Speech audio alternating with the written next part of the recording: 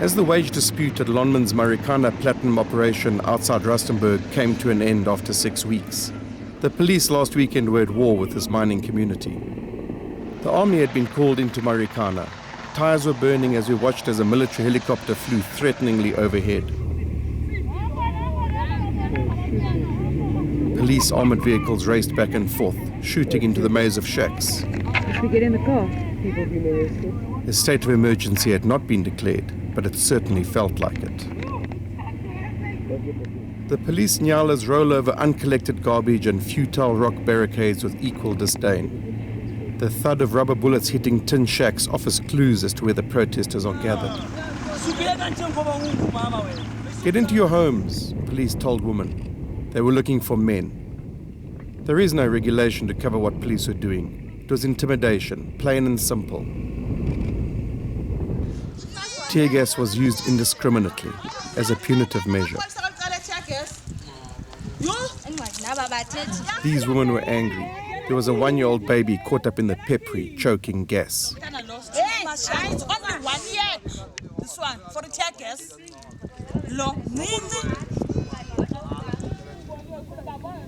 18 years after apartheid ended, I was once again covering a police force brutalizing a community.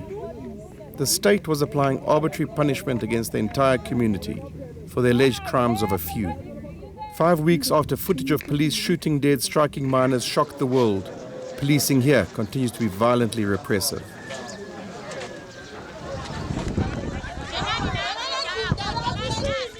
As police once again moved in on the community hall at the center of this maze of shacks, men scattered, regrouped, and the women began to pray.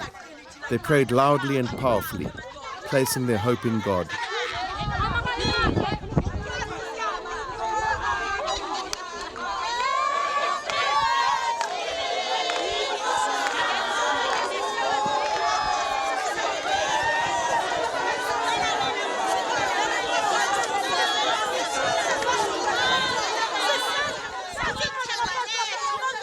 This is a community traumatized by over 40 deaths and the wounding of 78 people.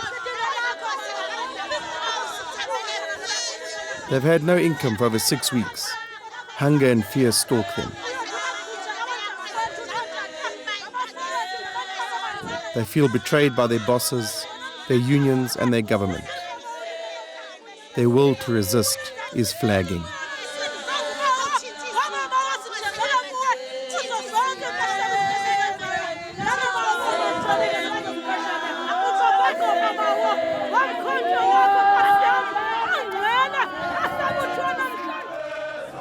Yet what exactly brought us to this point?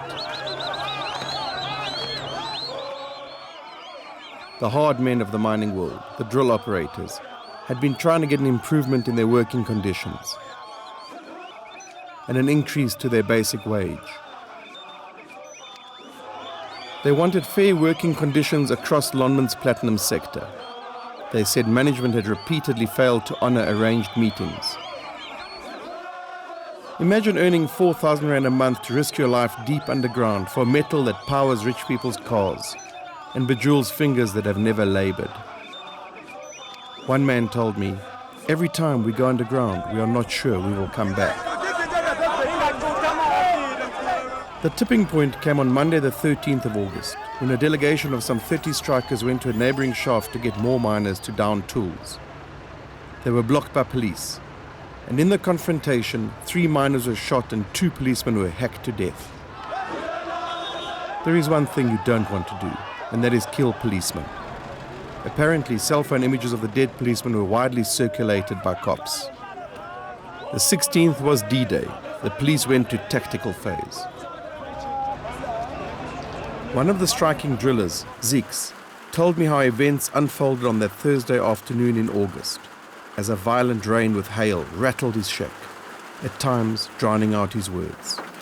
On the day of the 16th, as we were gathered there over by the hill, there were many of the cops that were standing in front of us by the hill there.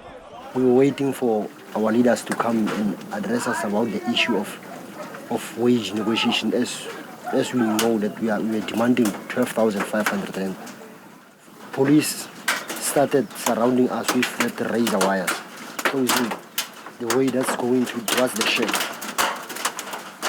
Then as we seen that the police are like trying to close down, we went towards the shed. We wanted to get out now.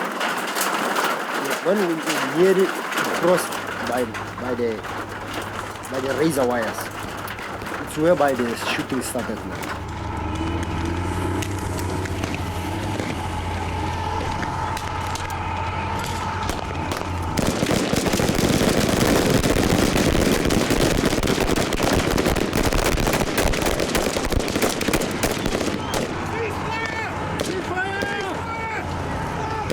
The police commissioner, Ria Piecha, said that police had acted in self-defense, that miners had stormed at them, firing and wielding dangerous weapons. Yet, the minority of people died in what we saw on our TV screens. The seapost came on the other side, that one with the tear gas and the water. So it was close, no chance. We started running to the other mountain, that side. For the public, it was as if time froze during that fusillade, as if 34 people and 78 had been injured there and then. But that's not the case. Less than a dozen were killed at that spot and in that footage. Where were the rest killed? Many guys fell down there that were hit by the bullets. And one was run over by a hippo on the lake. But I've seen that one that was run over flat, the whole body was flat. It was run over by a hippo. That time it was hectic because the shootings were all from different angles. The helicopter was shooting from above. So there wasn't any way. We thought if we can get within the trees, it won't be easy for them to shoot from above. So we ran to those rocks there. As miners tried to escape the police fire, they ran across this veld, across this broken ground, towards safety, towards Small Koppie and towards the far distance. Many of them were trapped at Small Koppie, hundreds of them, as police closed in and encircled the place. Helicopters landed, disgorging more police. In the days after the massacre, UJ researcher Tapelo Lehua was one of the first people to find out about what happened there at Small Koppie. Miners told him, "You're looking in the wrong place. You need to look there." We met with workers, and in meeting with the workers, one of the workers led us to this copy here, of which he was saying we are looking at the wrong places. The place we should be looking at is where more people were killed, and we were not aware of that copy at that point, and he led us to the killing copy here. Until then, everyone's attention had been on the televised killings. Nothing of this had been known. According to what the witnesses who were at the copy are saying, is quite a number of them, hundreds of them ran into the copy, and some of them made it out of the copy, and most never made it out of the copy. Police came into the copy and they were actually shooting at people inside the copy. And for most who actually saw what happened within the copy, of which most of them are those who were arrested, is that people were being shot at in the copy while they were not armed. And most of them were even trying to surrender in the copy. I retraced Tapelo's steps and found an open-air latrine that locals call Small Koppie. Here, the granite rocks and grass were marked with fluorescent yellow letters. As I moved from one to another, noting the dozens of blood-stained rocks and pools of congealed blood next to the spray-painted marks, I realized that this was the scene of a mass killing.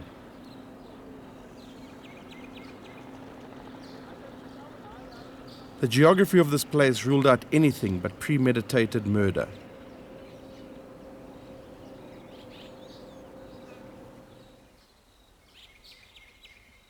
I counted 14 letters that might correlate to bodies. Yet one letter haunted me. It was N. The thick spread of blood showed that N was shot and killed here. There was no trail of blood leading to where N died. Approaching the spot from all possible angles, it is clear that N had been killed at close range. It does not take too much imagination to feel the fear that N might have felt that winter afternoon. It was a week after the massacre that we published the story. It was a bit of a risk. Until then, all media had reported that Marikana was a tragic case of police defending themselves. Within days, investigation insiders were confidentially telling me that we had it right. 14 men had indeed been killed at Small Koppie, and all with assault rifle ammunition. The state replied in a clear voice. The NPA charged the arrested miners with the murder of their own colleagues. A public outcry followed, and the miners were released late on September the 4th. The release of the miners meant we could find if there were any surviving witnesses to what happened at the Small Koppie. One such man was Zeeks. What did you feel when you were hiding in that corner? I was so afraid whenever I was standing here. I was kneeling like this. I was so afraid. It was the first time I was hearing a lot of sound of bullets like that. Because I could hear the splits. Other splits were, I didn't have a cap in my head. Other splits were on my head like. I wanted to go to this direction. Whenever I want to go back, they will flash that the water must come back again. But the time that I really had to say now, I'm dying now. Because as the three cops appeared on this side, facing us, there was no other side now to run to because it's blocked over here. And then there's no other side. I told myself that now I'm going to die now. There's no other way. I just inserted my head down, bent my head like I would hear the bullet whenever it hits where it will be hitting me. I was very afraid. One of the main things that all of the witnesses have said is that when they ran to this Koppie, their main aim was to hide. And they were followed into this Koppie and murdered at this Koppie.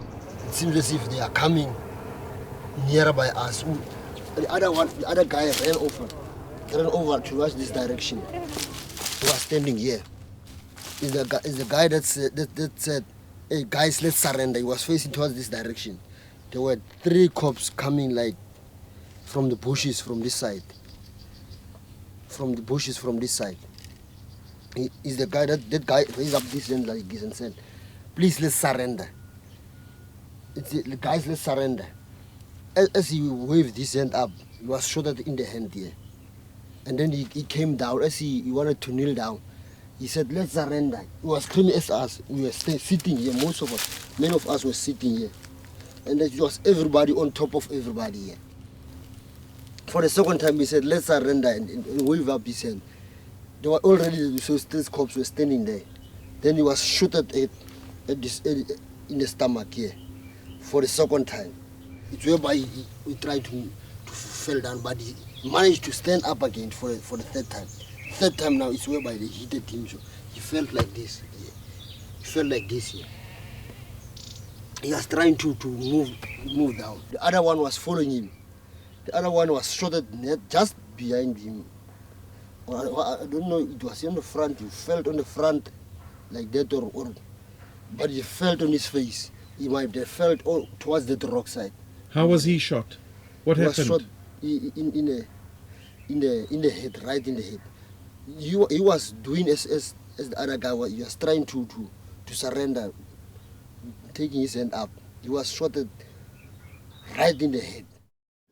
It's here at Small Koppie that we know really what happened, out of sight of the cameras. It was here that the rock drill operators and their fellow strikers saw police shoot men trying to surrender, were brutalized and were told that they were being killed because they were cop killers. The other police was holding a key taken from the other guys, hitting and asking, "Are you cop killers? You cop killers, you think you are going to survive by doing this?" The other one was on this side saying, "You are useless people." Yeah, I still remember that one said, "We are useless." If it was in Zimbabwe, he said, if it was in Zimbabwe, we could just set petrol on top of you and set fire on top of you while you are still lying down there.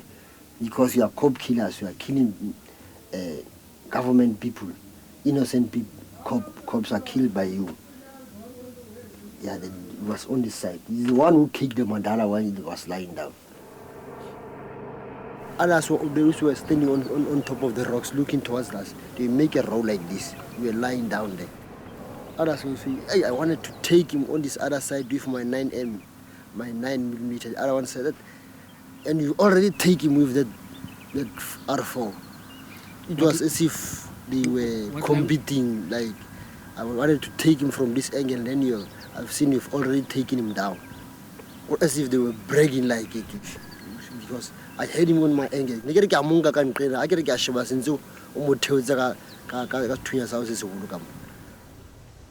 On the 5th of September, 3 weeks after the shooting, persons unknown defaced most of these crime scene letters. This was after we had published the story of the person N. So that's F. The pistol was? This is where the bodies of men G and H lay, alongside each other. So these were D and E. We do not know who made the letters indecipherable, but police were on the scene when it happened. The question is, were they trying to forestall speculation, or were they trying to hide something? Kathleen Hardy is with the Centre for Applied Legal Studies at WITS. Allegations have arisen about defacement of evidence that was previously done at the small koppie, and after a story was published in the media about a version of what could have occurred there on that day, suddenly within a few days the markings were then defaced and crossed out so that you could not make sense of what was there previously. We can't underestimate the public perception on what occurred there, and people need to know why those markings were changed. And we need to know with certainty as to what the motive behind the defacing of the markings was. We would like to see that rights are upheld, that the Constitution is upheld, that the rule of law is respected in our country, that you do not have a situation where 34 people or more can be killed or murdered in cold blood the way it occurred, with impunity, where we hear stories of 270 minors being arrested and held on a common purpose doctrine, but not one single police officer we have heard has been disciplined, suspended, or anything pending any investigation into what happened on the day. We cannot have situations and uprisings like this in our country where murders are committed and people get away with absolute impunity. Dumisa Nsebeza is a veteran human rights lawyer and was a Truth and Reconciliation Commissioner. We had thought we had even dealt away with a situation where in the mines, when there were problems in the mines, the use of force in which mining problems would be resolved. You will remember that even during apartheid, we had reached that stage. We had reached a stage where, with the formation of unions, this and that and the next thing, there wasn't a resort by mine bosses to calling the police, let alone calling the police to try and disrupt a strike. But I don't think anyone expected that the word massacre would ever be used in the context of South Africa at a time like 2012. But if the reports that have been filtering are true, that there were people on the copies who were executed, then that's a problem. Let us recall that small koppie is hundreds of meters from Wonderkop. 15 minutes at least must have elapsed before the miners were encircled at small koppie. The women of Marikana no longer trust the police who are meant to serve them, nor the government they elected. And now they have lost faith in their men to protect them.